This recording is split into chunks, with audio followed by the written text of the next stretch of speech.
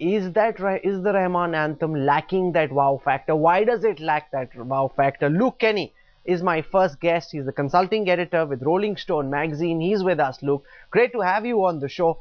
A R Rahman really facing the music quite literally over this anthem. What do you make of this entire controversy? A musical genius coming under fire for his own song. Well, thank you for having me on the show. First up, I think the whole comparison to Waka Waka and Rahman's song is a little unfair, because Waka Waka came at a time during the football fever, and the football fever was so played up and so forth. Uh, so I would keep Waka Waka aside at this point in time and just look at the Rahman song for what it is. It's not good, it's not bad, it's a song. It's mediocre at best, but it's something that will be played, and on more listening you'll probably begin to hum a bit of it. A few of the choruses are, have a bit of catchiness here and there. But then to ask Rahman to recompose it and to go back in the studio and tinker around with it, that's a little unfair. You're calling it mediocre. Now, most of A R Rahman's work has been the work of a sheer genius.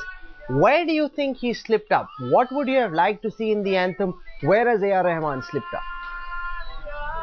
No, I think we've gone too far ahead of ourselves in calling A R Rahman.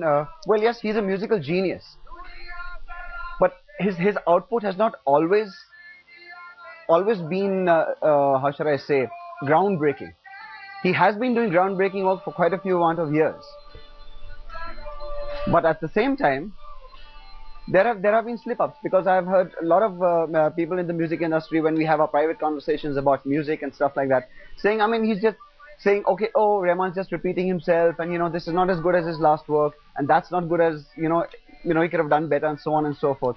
But at the end of the day, it's a creative process. At different points in time, you're in a different mind space. You're constantly creating different things.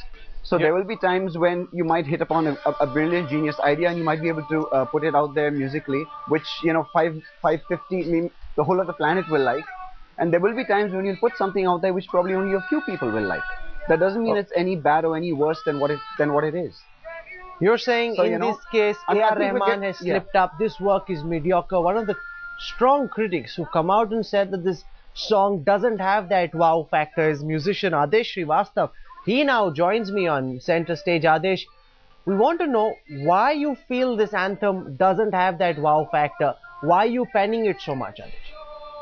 No, I'm not getting panic at all. But the thing is, boss, when you get the opportunity, and it is a very prestigious project altogether, because you are doing something for your nation, right? And when I was the amount was the paid, I think you can easily get the international also. And when we have the masters like Pandit Ravi Shankar, the world-known Ustad Zakir Hussain, I think it is when it comes for the nation, I think everyone should definitely incorporate their services and their blessings and all. They are quite senior, very senior, and they are legends, But surely, Adesh, you're not suggesting that A R Rahman is any lesser a legend. There can't be any dispute about the selection of A R Rahman. There can be questions raised about the quality of this anthem, whether people are liking it or not. But surely no fault can be found in the fact that A R Rahman was chosen, given his huge accomplishments, given the fact that he's won an Oscar. A lot of people would say this is just sour grapes. People are being unfair to A R Rahman. No, that's 100%. I'm not saying he's not a talented person. He's a very talented guy.